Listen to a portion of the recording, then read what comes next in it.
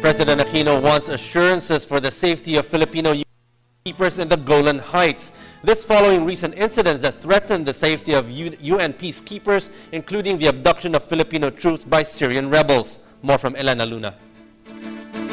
President Aquino continues to push for the interests of Filipino peacekeepers for the United Nations, particularly those assigned in Golan Heights. So, i-refine yung rules of engagement, provide the necessary equipment, di ba, parang in-identify lahat ng threats. No? Pag tinapatan ba sila ng tangkay, may kakayahan tayo, magkakaroon tayo anti-armor. Pag meron bang aircraft na magte-threaten sa kanilang position, meron na rin tayo kinukuha anti-aircraft. Meron na rin yung point ng iklaro, paano ba yung, ano ba pwede niyong gawin habang observer kayo para naman pangalagaan ang sarili mo seguridad. So pag na-satisfy tayo on all of those conditions, no, magiging tenable yung mission, pwede natin manatili doon para tulong na rin sa buong mundo.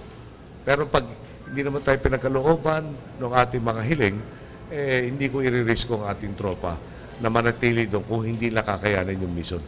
The President said the government has been studying the ability of Filipino troops and their mission following the hostage of 21 Filipino soldiers by Syrian rebels. So, mula doon sa pag-aaral na yan, lumabas ang mga kakulangan natin. For instance, may aligasyon na gumagamit ng chemical weapons doon sa civil war sa Syria.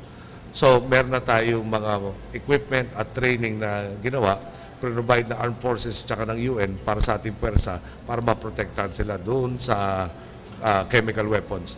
According to the President, of the 1,200 authorized members to the United Nations Disengagement Observer Force in Syria, more than 500 have been left behind, mostly Filipinos.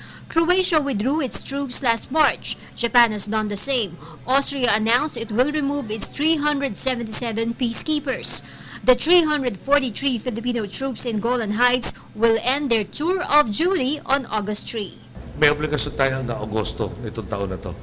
Pero pinapakiusapan tayo ng maraming bansa, huwag umalis dyan dahil nga siyempre pag nawala yung UN, pag umalis tayo doon, malamang sasabay na rin yung India at walang papalit. Now, so okay, makisama tayo, tumulong tayo magkaroon ng kapayapaan, pero ayusin naman yung rules of engagement, dagdagan yung kagamitan ng ating mga peacekeeping forces dyan na para mapangalagaan rin sa nilang seguridad. For the People's Television, Elena Luna.